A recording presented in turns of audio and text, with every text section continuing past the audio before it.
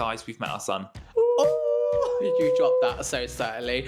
We've met our son. We've met our little boy. Welcome back to Daddies Overnight. We've made it. The podcast where we are very literally becoming daddies overnight through adoption. And it doesn't matter if you're a new parent, future parent, or just someone that wants to laugh about life. We're really good company. So you might as well sit back and join us for the chaos, the cuddles, and everything in between. As we fully embrace not having a clue what we're doing. But we're learning that's okay. Yeah. So welcome to the family.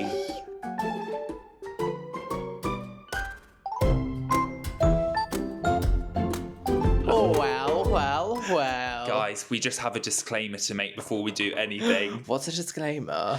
We've reviewed our previous episodes. Oh my gosh, don't bring it up. I'm going to say it. I've actually wore skinnier jeans, but they're skinny baggy jeans. Don't like skinny jeans anymore. If you are watching this and not just an audio listener, we feel like our legs look really unflattering in the camera and we don't know how to fix it, and we haven't fixed it. We've not fixed it. I've crossed my legs a little bit, but I feel like the baggy jeans, maybe it's because the camera angle needs to go a little bit more like bird's eye for you. We don't know what to do. So there's nothing wrong with a big leg, but we just wanted to say that if we look unflattering, we don't know what to do to fix it. I just know it's the camera. I feel like this is the definition when they say on camera you look like you put on 3 pounds. I feel like this has really happened. I haven't. I'm not growing our son in me. In your leg. In my son's just all in my leg.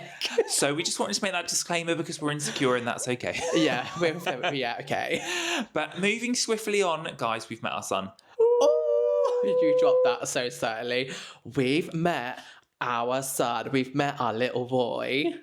That is ridiculous. Isn't that insane? We've met our little boy. It was literally the last week has just been a whirlwind. I feel like the last few weeks generally have been a whirlwind. When they say adoption moves quick, I'm not even joking. It moves really, really quick. Should we just start from scratch? Because we haven't told anyone online or anyone outside of our friends group what actually happened. Because I feel like meeting him for the first time, the only thing that I feel like people might be able to connect with is if you've given birth and it's you've just met your child for the first time. That's how my emotions and my brain can kind of comprehend what we've just done. Yeah, and I feel like I feel like it's a bit worse because we had to make our way there and have that blimmin' drive. Yeah, I think knowing that it's happening, when you give birth, naturally, I feel like it could come, your child could come early, it could come late, there's medication available to wipe you out so you don't remember any of it. And we had none of that, guys. It was so scary. I'm not going to lie. Right, so basically our son is living with a foster carer at the moment, and we're going to get onto that in a second.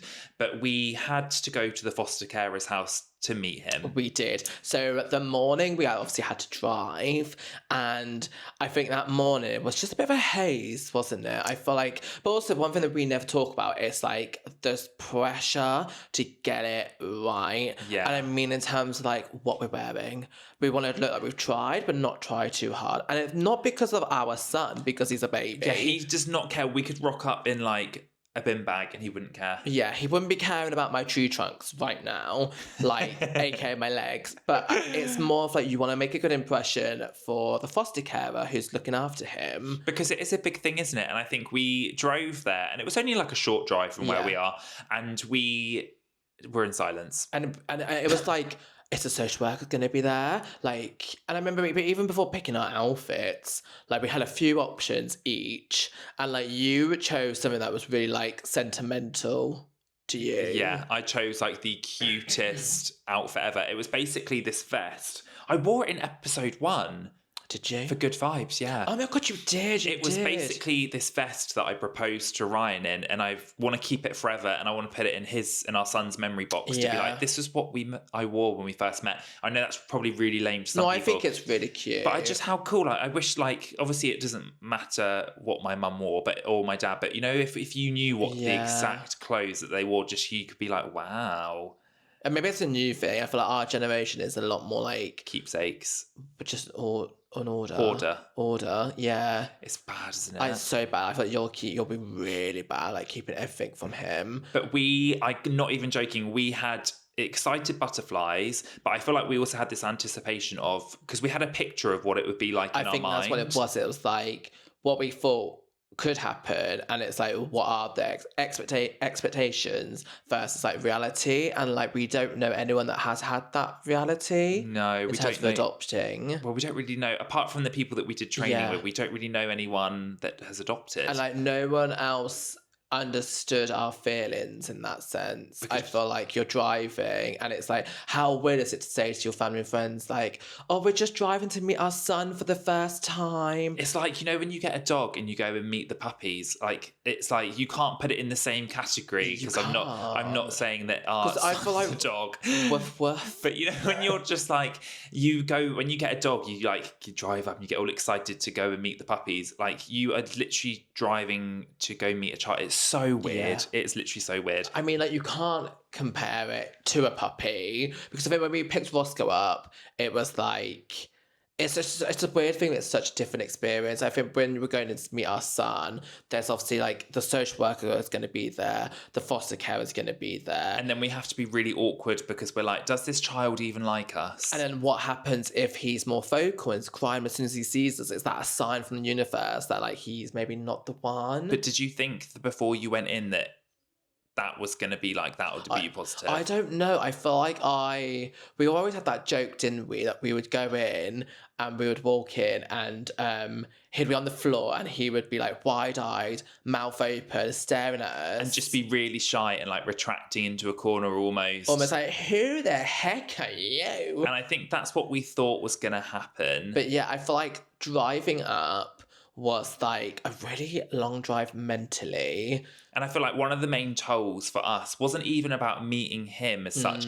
We were really nervous because we'd spoken to the foster carer on WhatsApp and she was so lovely. So lovely. Could not fault. Like they've looked after him. They have been the best. We have been so lucky. Yeah. But unfortunately, like we are part, well, it's not an unfortunate thing. We're part of some groups on... You do this to us. I do. I'm part of some groups on Facebook and I'm a ghost. I'm not even joking. I like do not write in these groups, but I read what people have to say, and lots of people have really bad foster carers, and I don't like, and it's one of those things we always mention this to friends and family, is like, if there was something good to say, majority of the times you don't say it. It's only when it's like a bad experience and you feel like you're going to voice your opinion. Yeah, the same for us. If we have a good experience, we don't ever write about it, but if it's a real bad experience, we're more inclined to share it online. But we heard all these horror stories where you basically get like a really horrible foster carer where they are so attached to the child, understandably, because they're like looking after them,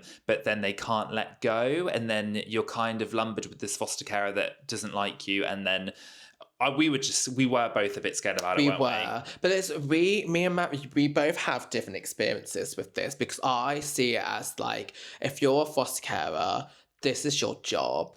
Like, and I feel like I do know it's their job. So then that sense, when they're coming in and they're like not allowing you to have that bonding moment with that child, like, this is your job and you're actually making it 10 times harder, because it's not just impacting you and the couple, it's impacting that child. Yeah. Because they can't like get to know that child because you're in the way. Maybe I'm just too empathetic, because I'd be like, oh my God, I get why you feel like that. But she wasn't like that, which we will get onto. Yeah. But I just feel like the scariness feeling I had, I was more worried that, because if we had a bad foster carer and they were making it difficult for us to bond with him, it would have been an absolute awful nightmare. It would have been so bad, but I had no issue putting someone in their place in that sense. I would have no issue. I put my hand on my heart. But then how awful is that? I don't care. It just ruins the whole experience. Don't care. I think basically what we've learned from this is that I can't read any more Facebook posts, what people have gone Maybe through. it's because I'm not part of them. Yeah. So I don't. But I just feel like it's been a year and a half in the process to get our son. We know our son, like he is our so son. Cute. Like, you will not you will not ruin this or taint this. That was our mindset in the back of our mind. Like, and I feel like I would have sat back and let Ryan deal with it. Yeah, and like, it would have been fine. We would have called the social workers and they'd been like completely like come out, I reckon, and sorted it. But we didn't have to do that. Yeah, we didn't even have. I don't even know why, guys. We're like talking about hypothetical situation. We've gone down this hypothetical situation that didn't even happen. I was just really scared because I just thought, oh god, that would just be the biggest nightmare if they were awful. But anyway, so it didn't happen like that, which was good. So we get flowers. We get some flowers because obviously we've never met the foster carer before. We've never met our partner before. And so we didn't know what to get them. So we were like, flowers is just easy, isn't it? But I also wasn't, unless they've got hay fever. Then it's not, is it? They would have faked it. They'd been like, thank you so much. In the bin. But they did put them in a vase. Mm-hmm. And I feel like I didn't get as emotional as I thought. Like, no. Should we say what happened? Oh, go on then. So basically, we're walking down the road with these flowers. Like, we get out of the car, we're like, oh my god, we're like pinching each other's arms. Guys, we're dying. Because it also doesn't feel real. It doesn't feel real. And we're like, god, we're just about to walk into this stranger's house and meet a child that's meant to be ours forever. I think brains can't comprehend. I feel like my brain anyway can't comprehend like what was about to happen. I remember us walking down, but we were like, we couldn't find the house. We kept walking past it and we weren't really talking to each other. We were making weird noises at each other. Like, yeah. And we were like holding these flowers and we were just stupid flowers. Anyway, so we messaged the foster care and we're like, really sorry, we cannot find your house. We must have walked past it about 4 times. Anyway, so we eventually find the house and she's left to go and find us round a back door. Yeah. So her partner, who is basically like he's a foster carer too, isn't he? Really, but that's not like his main job. Anyway, so he lets us in and he's like, oh, she's just gone around the back to get you guys. And we're like, oh god, what a pickle. Anyway, so we go in and straight away he's like, bear in mind as we going in, I'm like, am I taking my shoes off? My heart's going. The shoes came off and there was like stepped through this door and they've got a lovely house, haven't they? They've got a really nice house. There was this vase and because it was like it's so awkward. Just awkward small talk at first. It was small talk and I remember like, oh, I really like your vase. Because it was like Japanese, wasn't it? And we obviously love Japan. Yeah, I know, but like they don't know that. But then it was just such a random thing to be like, oh, I really like your flower vase. It's got no flowers in. It was really awkward. It was so awkward. And we just give him the flowers because we don't want to say that. It's really hard not to say their names, but like I don't want to say their names because we haven't asked them. Allowed. Yeah, we're not allowed. We haven't asked them. I'm sure they wouldn't mind, but I'm not going to. Anyway, so the foster care is still out looking for us, so he just takes us straight into the living room. We should give them names. Jim and Sally. Jim and Sally, okay. Sally is the main foster carer and then Jim is... They're going to hate those names. I know. Sorry. But then we walk into this lounge. We literally just walk in through the hallway, walk into the lounge, and there's our son. Like literally in the furthest point of the corner, sat on the floor, doing exactly what we thought. He was sat there frozen, eyes wide-eyed, and then mouth open, like... Who the heck? He was just like, oh, it was just like, you know, the silence. And he didn't look scared. He looked inquisitive, where he was like if anyone's only listening to this, like his mouth was open, basically. It was really cute. He was wide-eyed. It was really cute. And he didn't move. And then someone told me, like, when you meet a child, go down to their level because it keeps them safe and makes them feel reassured. So that was like my 101. If you want any tips right now, get on their level.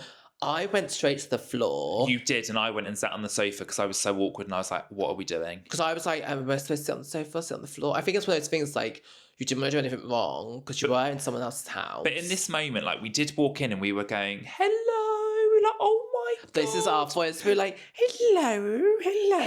Like, how are you? We're like, we literally talk to it's like we talk to Roscoe. It's really bad. Our and it will kid change. Voice and dog Roscoe's voice are the same.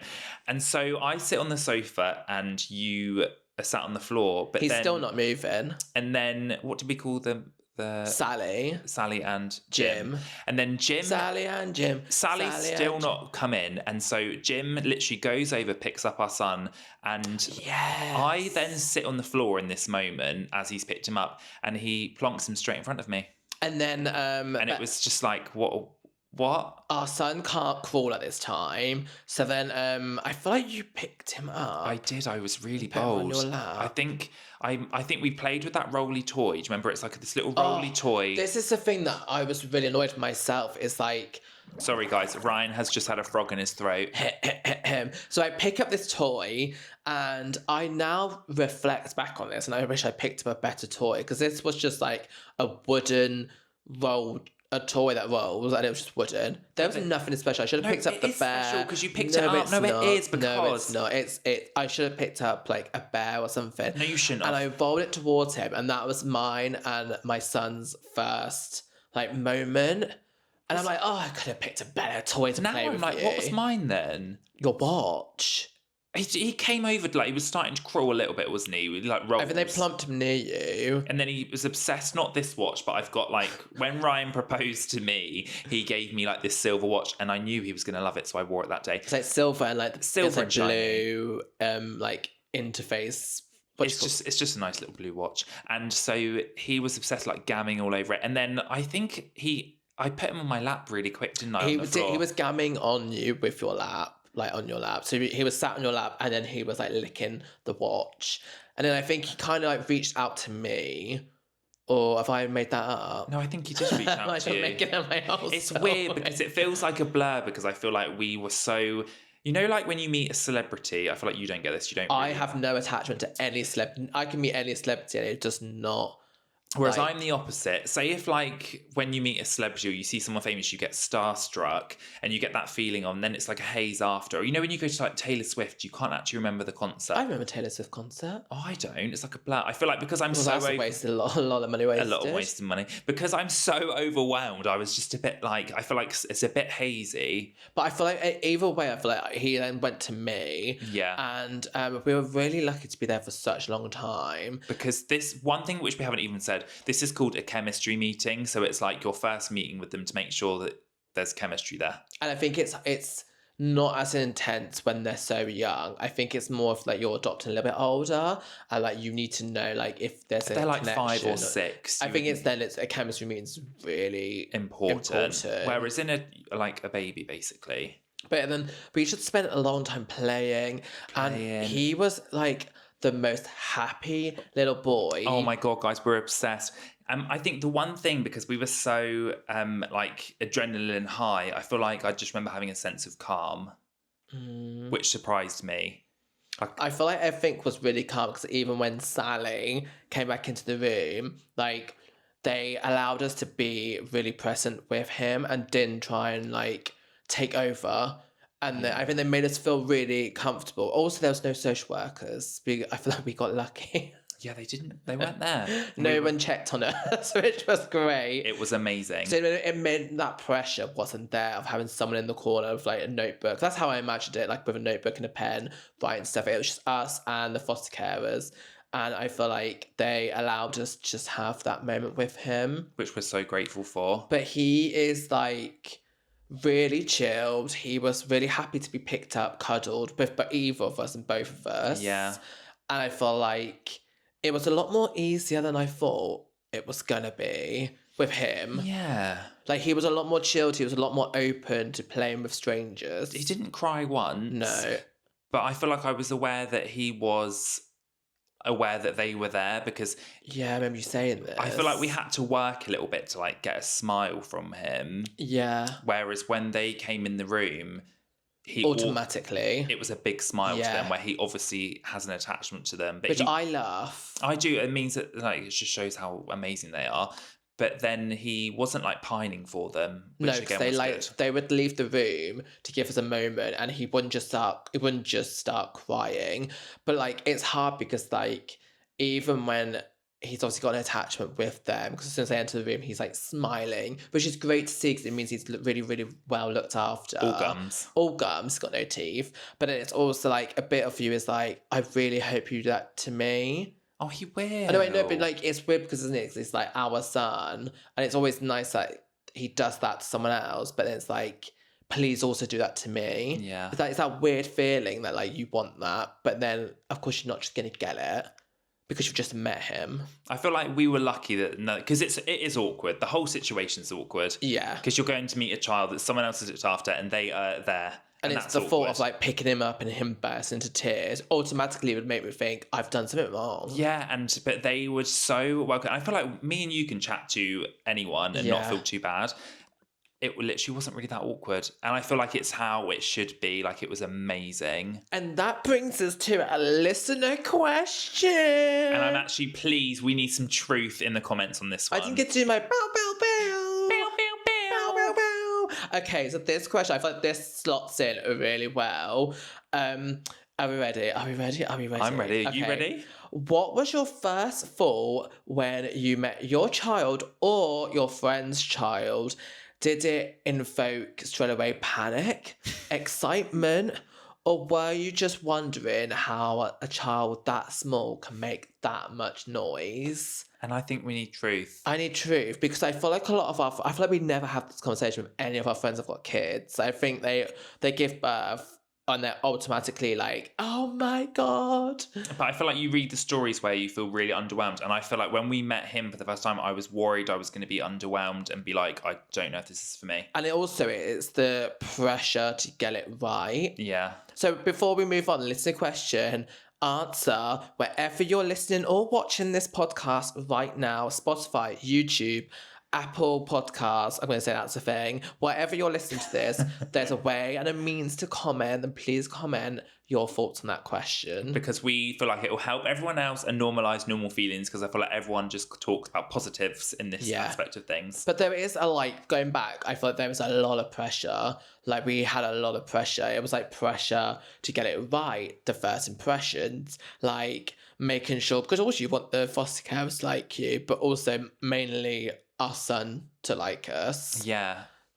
I don't know if this makes me bad, but I feel like I was less worried about him and more worried about, because I thought the social workers were going to be there. I thought the foster care, I was just worried about all of that more so than him.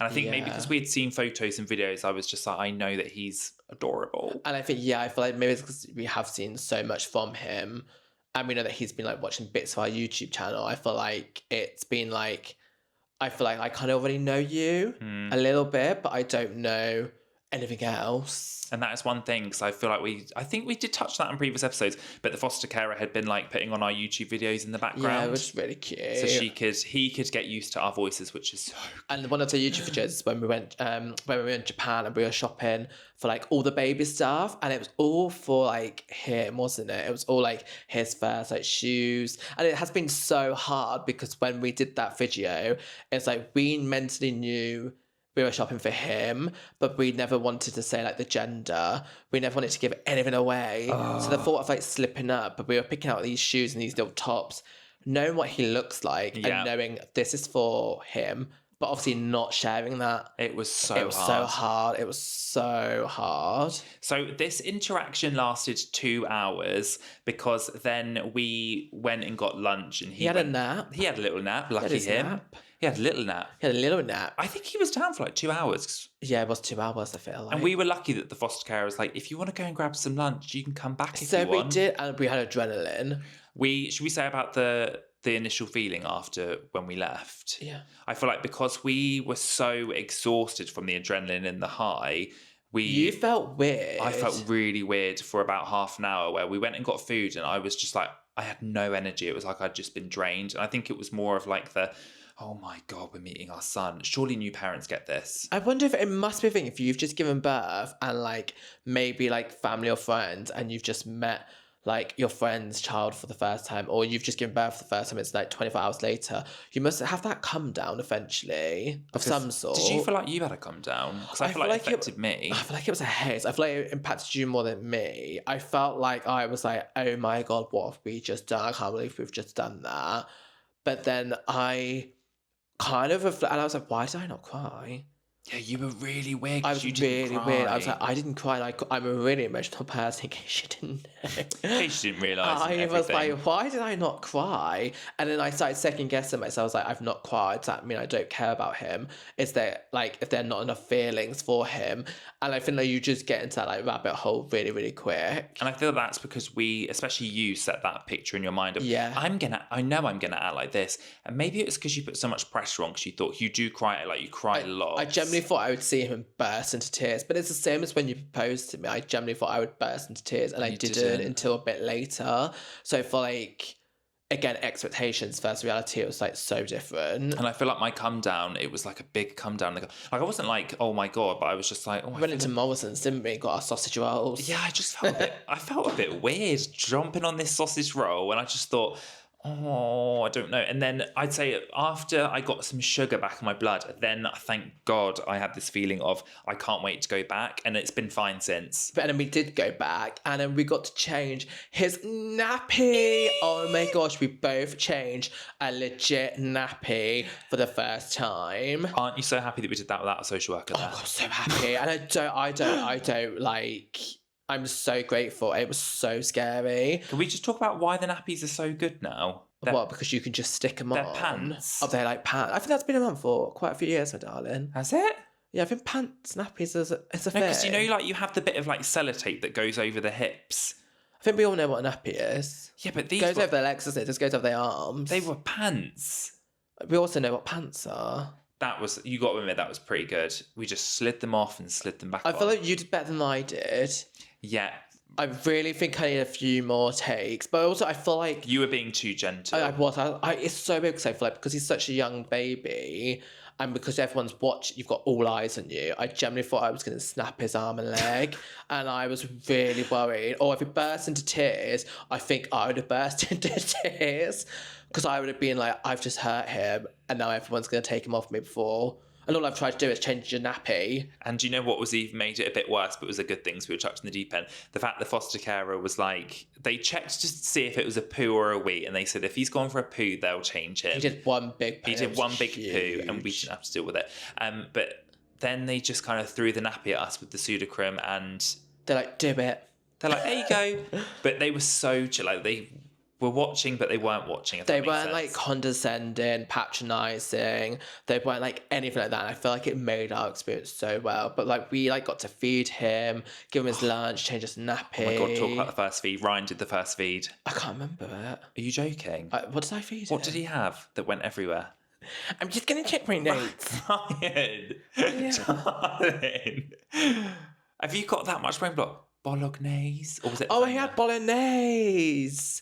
Oh, we did have bolognese because that was the moment we were like, we're not forking out on expensive clothes because I got it everywhere. I've got to admit, I'm not dad shaming, but you it went everywhere with you, didn't it? It really did. It went like in his hair, the carpet, his clothes, my clothes, his hands. Like it generally went everywhere. And bear in mind, he wasn't self-feeding. I was feeding him. And it just happened to just go everywhere. It was amazing. It was amazing. It was actually insane. And because he's like curious, he was like trying to reach for the spoon, and then Ryan's got this bolognese spoon. And I'm like, get off that spoon. And the foster carers are watching, which makes it even more funny because they obviously think it's funny, but we were just like dying really. Or like he would be looking around because they've got animals, and he'd be looking around, and I'm like, back to me, please. I'm trying to feed you your bolognese. Woo. And as soon as you saw like that little mouth open, it was like, whoop. Shove it in. Yeah. Oh my God, that was so good. That was really good. And I feel like we just basically spent the rest of that day because we managed to go back the next day as well. We just soaked him up, and we soaked up the whole routine, and it was really nice to see what it could be like and what it would be like. And then it was really sad that we had to go. Yeah, I feel like no one tells you how sad that is. It's really sad. It's really, really weird because you just think if you're giving birth to your child or like you're becoming parents, like you're thrown in the deep end, but then you're learning and you just learn on the job. Whereas I feel like we got thrown into the deep end and then we got ripped right out of it.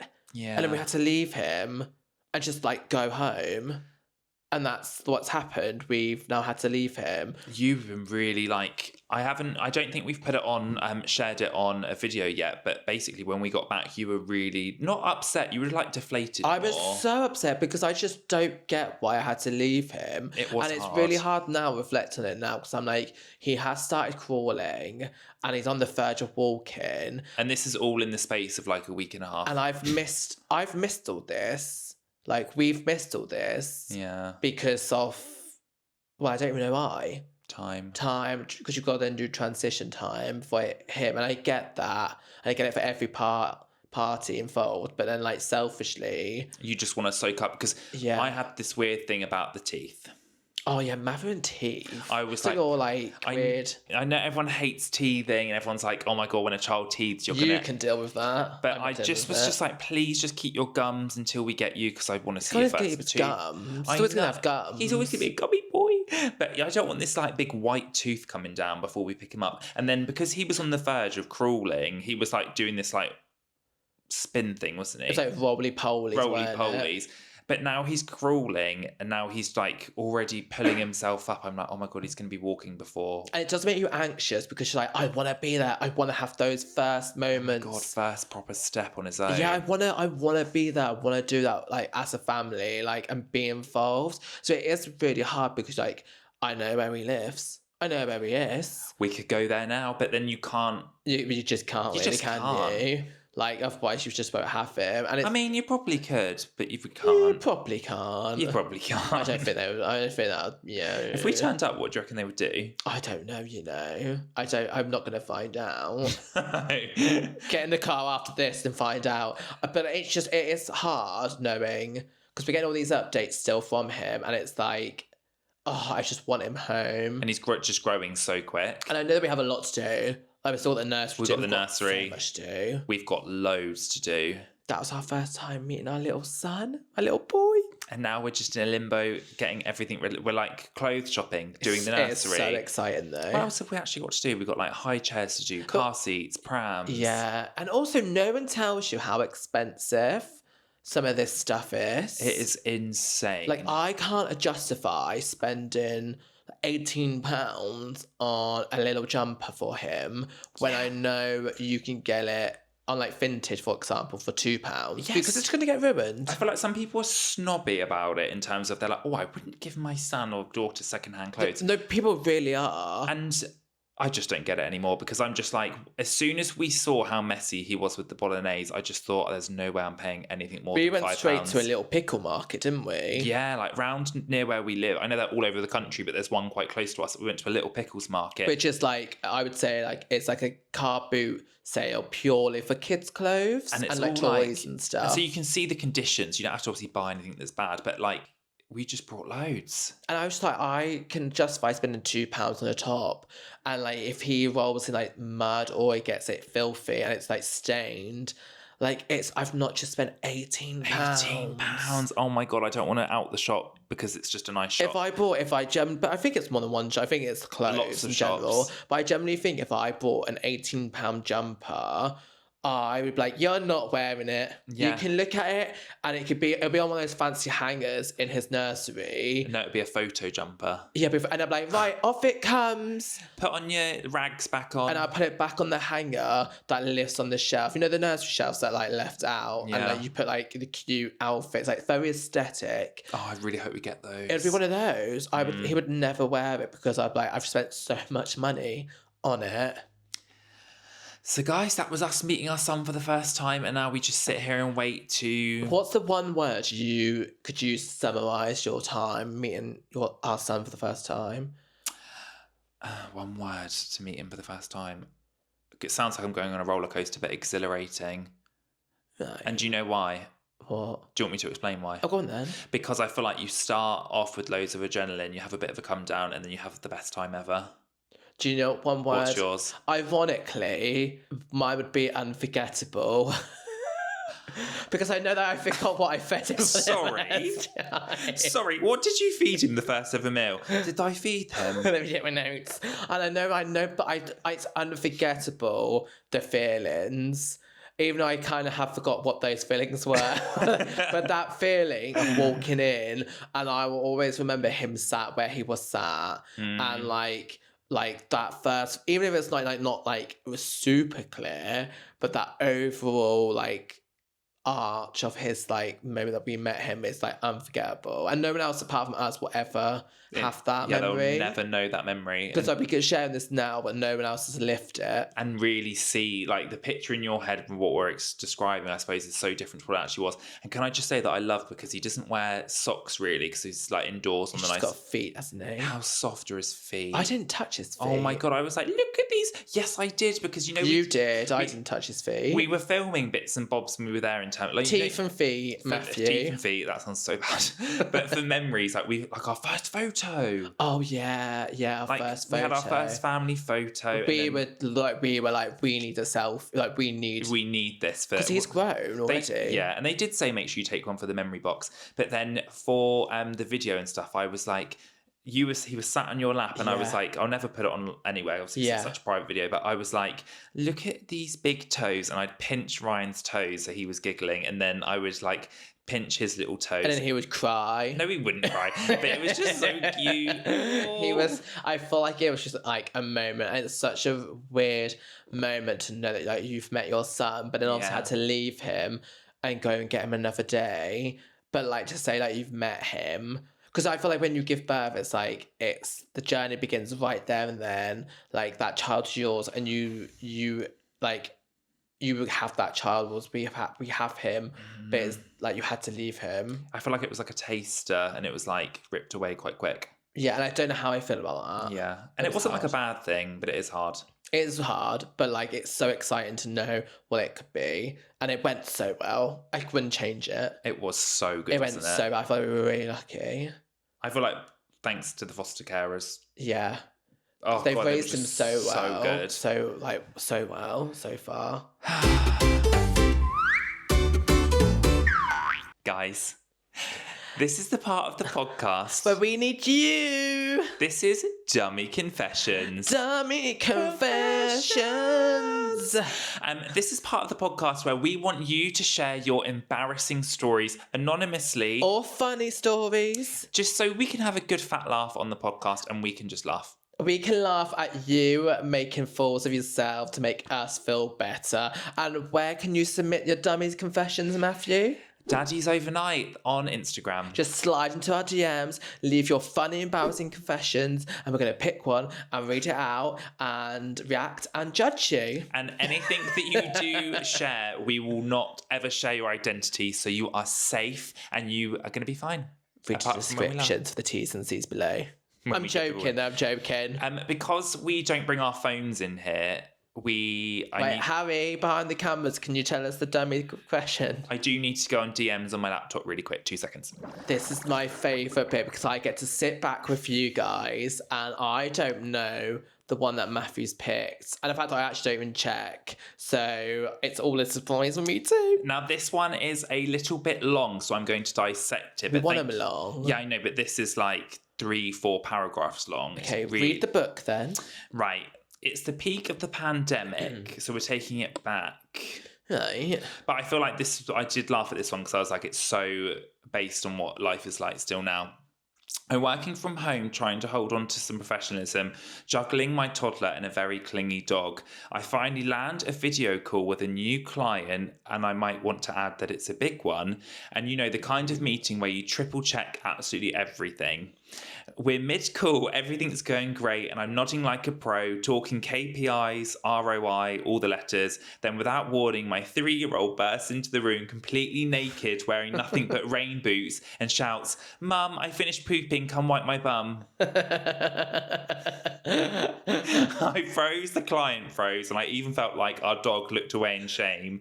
I tried to stay calm and said, "Excuse me for a moment," and I went and handled the emergency, turned off the camera, muted the mic, sprinted out of frame.